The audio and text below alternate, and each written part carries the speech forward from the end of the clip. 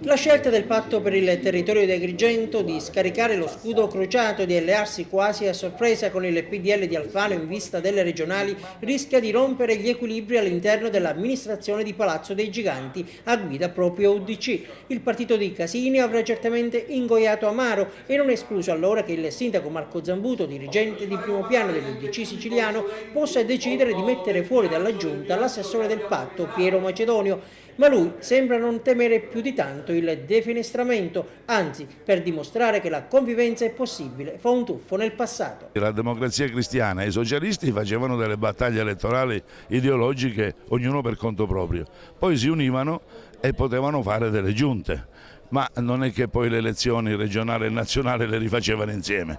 Il progetto Agrigento con Zambuto è un progetto che abbiamo vinto insieme, quindi noi possiamo andare insieme alleati con Zambuto.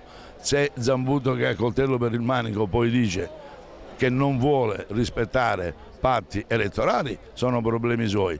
Il patto allora dentro la seconda lista del PDL si chiamerà Forza Sicilia e sulla prima, quella ufficiale, è pronto a dire la sua il parlamentare uscente Nino Bosco. Mi ricandido con grande umiltà, chiedo il consenso agli agrigentini, agli elettori di tutta la provincia, sapendo che in questi 4 anni sono stato all'opposizione del governo lombardo e certamente ho cercato di fare il massimo delle mie possibilità, certamente sempre con grande onestà, e richiedo soprattutto ai giovani un consenso per continuare un percorso che abbiamo avviato nel 2008 e per far sì che magari si dica basta definitivamente ai soliti volti che ancora una volta si ricandidano pur stando sulle poltrone da 20, 10, 15 anni.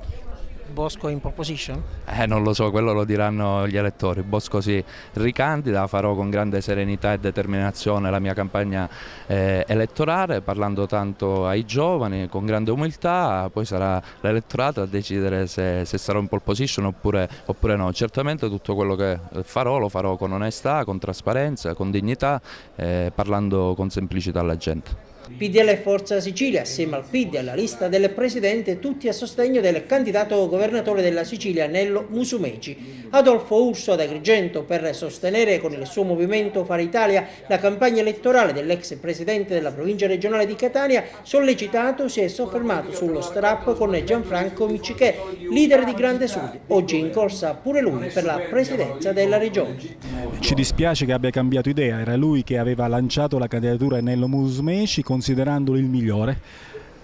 Credo che possa tornare indietro, comunque in ogni caso Nello Musumeci è già avanti in tutti i sondaggi perché è la persona che i siciliani ritengono più credibile per governare la regione Sicilia in questo momento così difficile.